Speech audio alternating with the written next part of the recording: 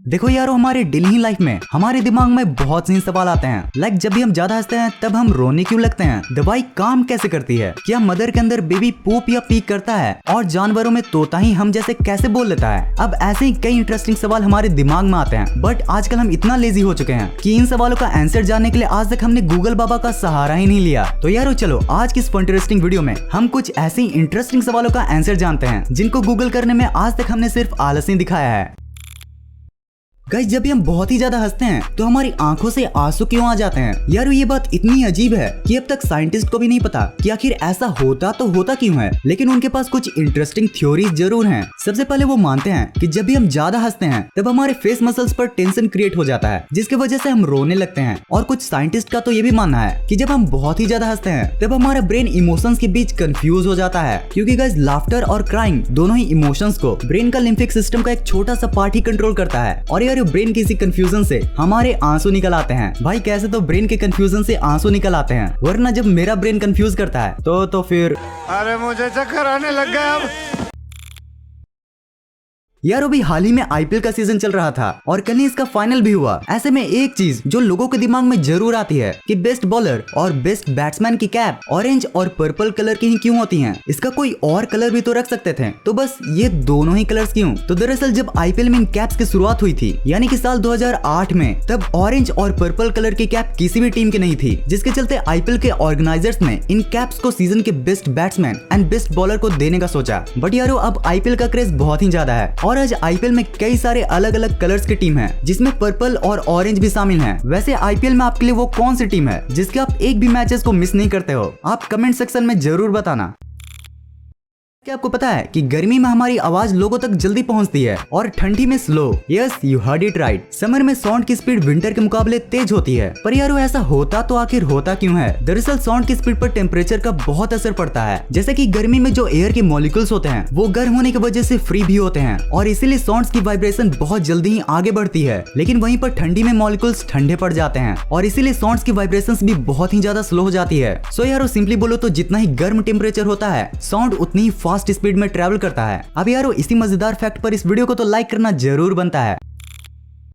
हम सभी ने लाइफ में एक ना एक बार तो दवाई जरूर खाई ही होगी, लेकिन क्या कभी आपने ये सोचा है कि आखिर ये दवाई काम कैसे करती है? यानी कि हमारी बॉडी में कहीं भी दर्द होता है फिर भी हम दवाई को अपने मुंह से खाते हैं, तो आखिर दवाई को पता कैसे चलता है कि जाना तो जाना कहाँ है और फिर उसे ठीक करने के लिए क्या करना है? तो देखो, जो दवाई होती है ना वो हमारे सेकंड ब्रेन यानी कि लीवर का इस्तेमाल करती है। हमारी बॉडी में हार्ट एंड ब्रेन के बाद सबसे इम्पोर्टेंट पार्ट है लीवर, क्योंकि यही है जो बताता है कि हमारी बॉडी में खाना कहाँ जाना चाहिए। और गाइस यही वो हिस्सा है जो हमारे शरीर में खाने को स्टोर करता है। और गाइस ये हमारी बॉडी का गार्ड भी है, मतलब जो इसे लगता है कि हमारे शरीर के लिए फॉरेन मटेरियल है उसे लिवर ही शरीर से एलिमिनेट करता है। और गाइस ये दवाई के साथ भी वही एलिमिनेशन का काम करता है। लेकिन गाइस दवाई के केस में हमारे डॉक्टर्स लिवर से भी ज्यादा स्मार्ट होते हैं, इसलिए वो लिवर की एलिमिनेशन कैपेसिटी से ज्यादा दवाई देते हैं ताकि लिवर जल्दीबाजी में अच्छे से सब कुछ चेक न कर सके और जितनी को एलिमिनेट कर सकता है उसे करे और बाकी दवाई को हमारे ब्लड वेन्स में जाने दे, जिसके बाद ब्लड वेन्स के थ्रू ही जहाँ जरूरत होती है वहाँ दवाई पहुँच जाती है।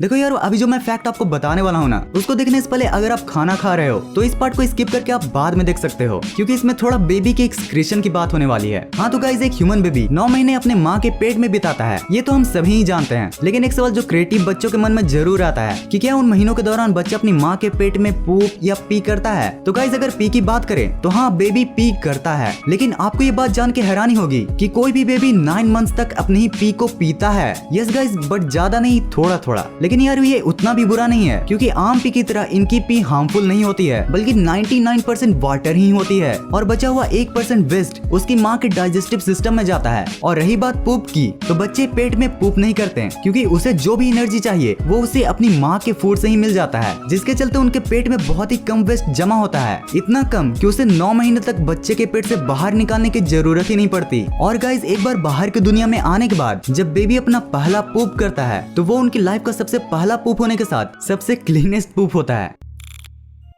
गाइस अगर आपसे पूछा जाए कि जल्दी से आप एक ऐसे एनिमल के बारे में बताओ जो कि इंसानों की ही तरह बात कर सकता है, अब इस सवाल को सुनने के बाद हमारे दिमाग में तोते के अलावा और क्या ही आएगा। क्यों, सही कहा ना। और गाइस वर्ल्ड में पैरट ही एक ऐसा जानवर है जो कि इंसानों की ही तरह बात कर सकता है, पर इसे दिमाग में यह सवाल आता है कि आखिर पैरट ही क्यों। ऐसे कई बर्ड्स हैं जो कि पैरट्स की ही तरह आवाज निकाल सकते हैं और विसल जैसी आवाज को भी कॉपी कर सकते हैं, लेकिन बस पैरट से क्यों ह्यूमन वॉइस की कॉपी कर सकता है। तो देखो यारो, जो बर्ड्स का ब्रेन होता है ना वो बहुत ही स्मॉल होता है और उनके ब्रेन में एक सेगमेंट होता है सॉन्ग सिस्टम जो उन्हें कॉपी करने में मदद करता है, लेकिन वहीं पर पैरट के ब्रेन में जो ये सेगमेंट होता है ये आम से थोड़ा बड़ा और डेवलप होता है, जिसके चलते ही पैरट्स ह्यूमन की वॉइस को भी कॉपी कर पाते हैं। वैसे गाइस पैरट्स की बिहेवियर भी उनकी काफी मदद करता है, क्योंकि किसी भी पक्षी के मुकाबले पैरट्स बहुत ही प्लेफुल और क्यूरियस एनिमल होते हैं। ये कभी अकेले नहीं रह सकते और इनको भी इंसानों की ही तरह सोशल लाइफ चाहिए होती है। भाई शुक्र मनाओ कि इंसानों की पैरट्स जैसे सोशल बर्ड्स से दोस्ती है, वरना इंसानों पर जासूसी करने वाले भी काफी घूम रहे हैं।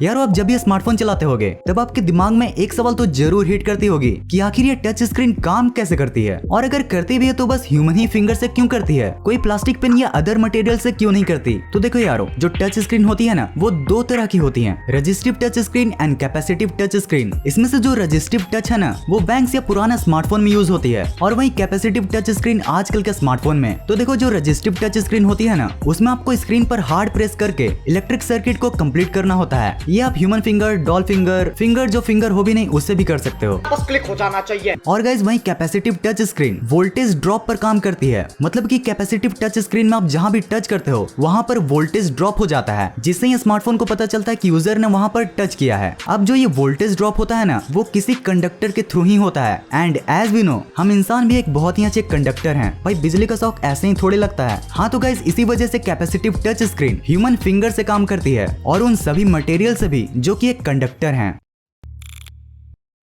गाइस ब्लूटूथ का यूज तो हम सभी करते हैं, अगर ब्लूटूथ ही नहीं होता तो भाई वायरलेस का मजा ही क्या आता। और रही बात ब्लूटूथ के वर्क करने की, तो ब्लूटूथ रेडियो सिग्नल्स पर काम करता है। ये सिग्नल्स बिल्कुल आम रेडियो सिग्नल्स जैसे ही होते हैं, बस इनकी फ्रीक्वेंसी थोड़ी ज्यादा होती है। कंप्यूटर के टर्म्स में बताऊं तो करीब गीगाबाइट्स में। तो गाइस जैसा कि आप जानते ही होंगे कि हमारे फोन का डाटा डिजिटल डाटा होता है, तो सबसे पहले ब्लूटूथ से डाटा ट्रांसफर करने के लिए डिजिटल डाटा को फ्रीक्वेंसी में कन्वर्ट किया जाता है, और फिर उसे दूसरे ब्लूटूथ डिवाइस लाइक स्मार्टफोन या ईयरबड्स में फ्रीक्वेंसी से डिजिटल डाटा में कन्वर्ट किया जाता है। गाइस पहले ये करने में बहुत ही ज्यादा टाइम लगा करता था, इसलिए पहले ब्लूटूथ बहुत स्लो चलता था, लेकिन अब की टेक्नोलॉजी की वजह से ब्लूटूथ 10 मिलीसेकंड्स के अंदर आपका डाटा ट्रांसफर कर देता है। इसलिए आप जैसे ही प्ले बटन दबाते हो वैसे ही म्यूजिक बजना स्टार्ट हो जाता है।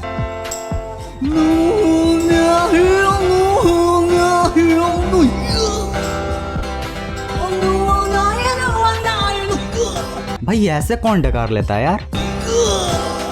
तो यारो आज की इस वीडियो के लिए बस इतना ही था। हाँ रुको, बट जाने से पहले आप कमेंट करके उन इंटरेस्टिंग क्वेश्चंस को जरूर बताना जो कभी भी आपके दिमाग में आ गए हों। और गाइज अगर आपके पास गेम से रिलेटेड कोई मजेदार टॉपिक है जिसे हम इस चैनल पर कवर कर सकते हैं तो उसके बारे में भी आप जरूर बताना। आप चाहो तो नॉलेज पाने के लिए इन स्मार्टफोन ट्रिक्स और इस थिंग्स विद पर्पस वाली वीडियो को भी चेकआउट कर सकते हो। दोनों ही काफी फन इंटरेस्टिंग वीडियोस हैं। इस वीडियो को यहाँ तक देखने के लिए दिल से thanks for watching this entire video.